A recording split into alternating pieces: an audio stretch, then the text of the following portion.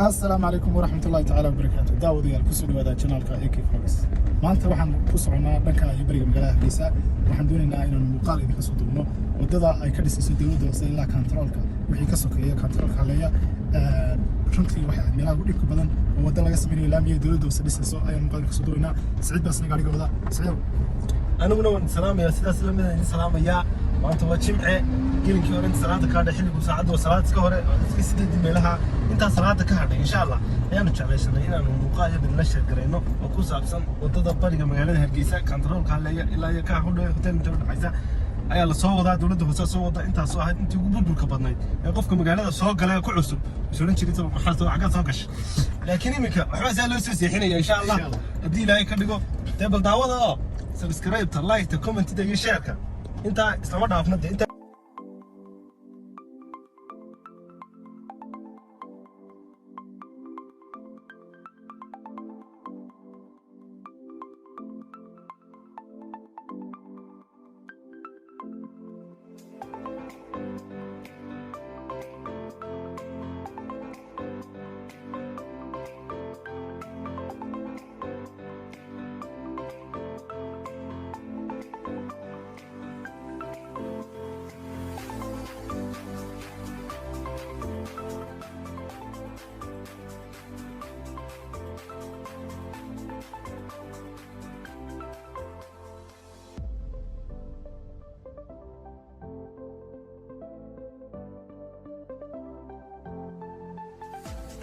داود يا السكول كان واحد لها كويتي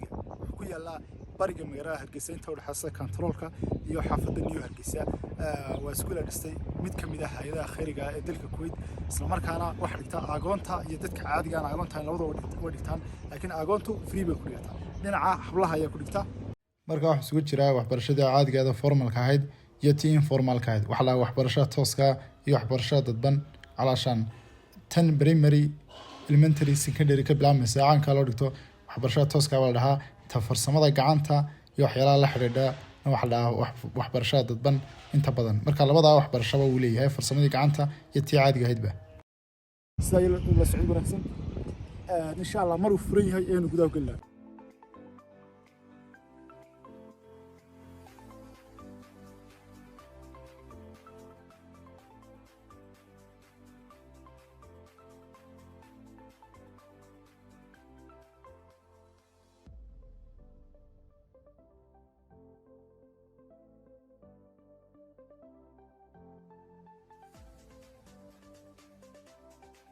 daawadayaal sida wadada in ka muuqata qofkii mari jiray baa garanaya waxa ay wada aad u dhib badan oo rafaad iyo cagaga gaarigu wuxuu ugu dhib badnaan jiray intuu kala marayo inta controlka iyo inta New York soo dhaxaysa laakiin wada laamiyo aad qurux badan laga sameeyay wali waa la wadaa wixii controlka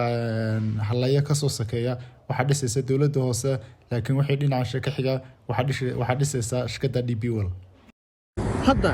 hadda waxaan joognaa kantaroolka bariga magaalada Hargeysa ee lagu magacaabo Haleeya waxay noqotay xaafad aad u ballaaran xaafadan oo leh baskii oo ka rakaabsanaya caanaha suuqii magaalada laga soo geliyo dhinacna waxay ka tahay rural suburbanization wax la weeyaan dhinacna ka mid dhinacna waa ka magaalo haddana waa xaafad ballaaran kaalmihii shidaalka ra'iislayaashii hudheeladii wax walba laga furay dhinacna xooliba kaga dhaqano دوامي مع مقاله بل حق حولنا ندقاقنا جيلي بيسوقنا ku xariisan dhinacan ciyaalkii baa ku ciyaaraya waa fani niyow qofkii leedo baahan halkan buu iska dii karaa moogta bal halkan ma muuqaal fiican idin ka duubin daawadayaal halkani waa controlkii dhinacan wax jooga geel baa dhaqan runtii waa magaalo ay noqotay gaar ah laakiin waxay noqonaysaa xaafad ka mid ah magaalada inkastoo magaalada soo go'an tahay وحل أبارة وجوي وسكيرة هذا جيهي مركا جلاس إنه على كسمان جيله ما كان سام كورنا جيله عن مليه هو مش كطبعا يا دار على الهيئات هذا الداخلين إذا بلاد ولا جميل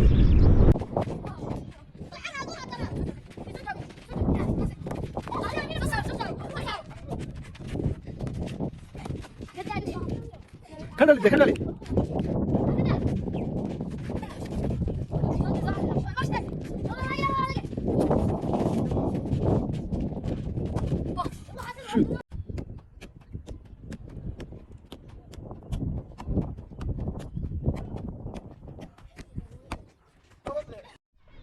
inaad wax noo sheegtaa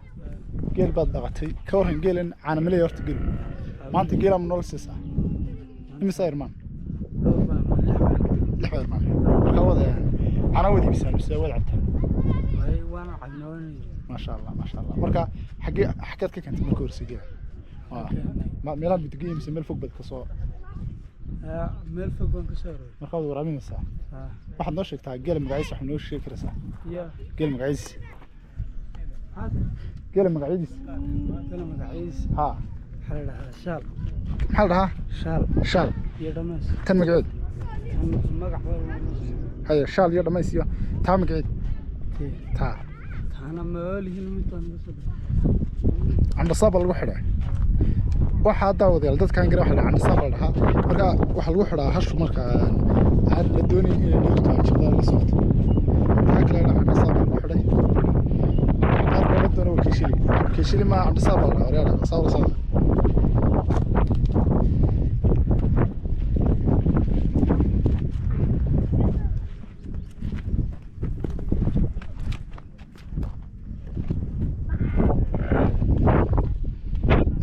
tani waa dhalaysaa hasha dhalaysa waxa lagu yaqaanaa way goojisaa dibka ay kor u taagtaa ka bacdina waxa dhahaa way dhalaysaa aba waxa way riman tahay baa la dhahaa dhaqanka Soomaalida waxa way rimanta marka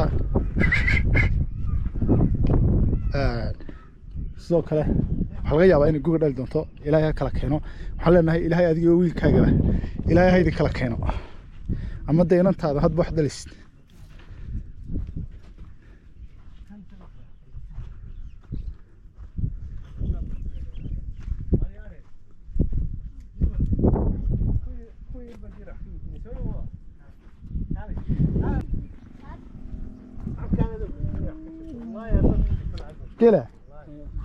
قال عمري اسمه تقاله عمري ها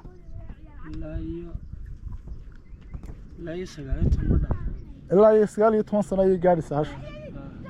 imisa sano imisa bilood bay ku dhalataa markay dhalanayso ama ilmo caloosha ku sidaa hash 2 sano 13 bilood 13 bilood weeyaan aad iyo aad buu mahadsantahay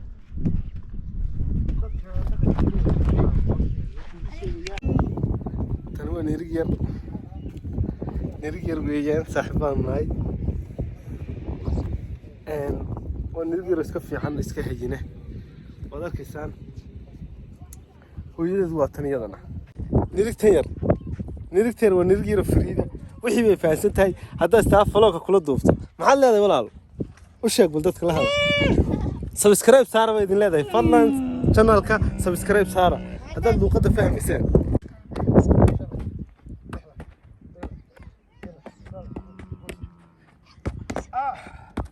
هو في صدمات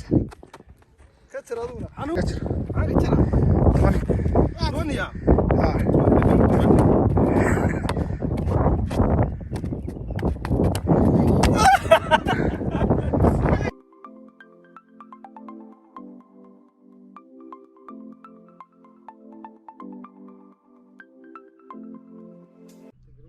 daawadayaal waxaan joognaa xaafadda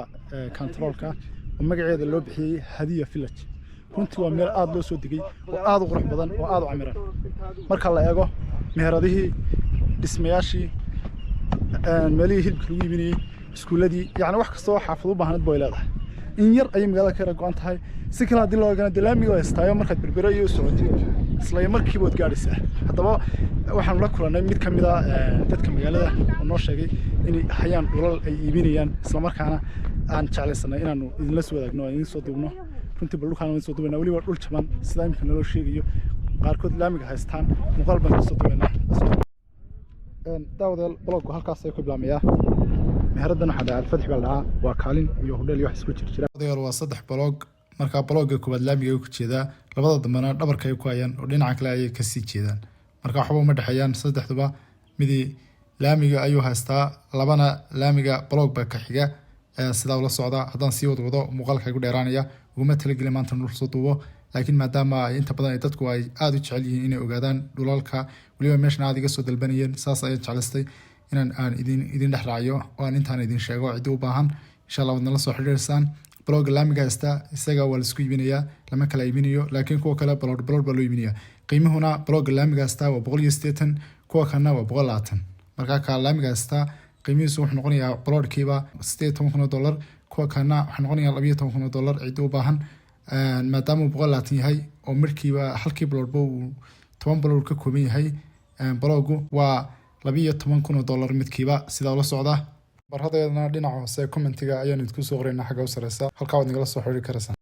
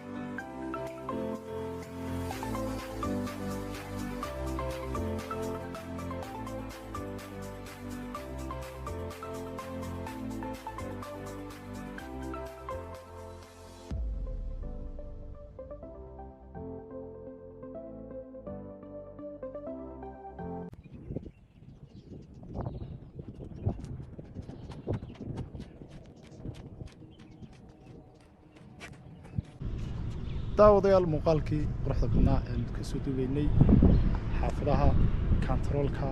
New Hargeysa ama area Kuwaitiga intaas ayaan ku soo gabagabeynaa tan iyo muuqaal dambe xiiso leh maxaad leedahay waxaan leeyahay falowga u dheeraa oo bariga magaalada Hargeysa dhan buu ahaa waa naga haysaan subscribe-ta like-ta comment-ta iyo share-ka ala dhaafina waxa ku daadiya sida ay nabadgelyo Ramadan Kareem Ramadan baa soo gelaysa insha Allah waxaan sidoo kale jeclaan lahayn inaan barnaamijyo Ramadan ku saabsan inuu soo gaarno haddii noo suura gasho haddii kalena insha Allah muuqaalada aan idin wadno kolleyba waan idin soo wadaynaa sida ay nabadgelyo xoolaha isku soo laabanaya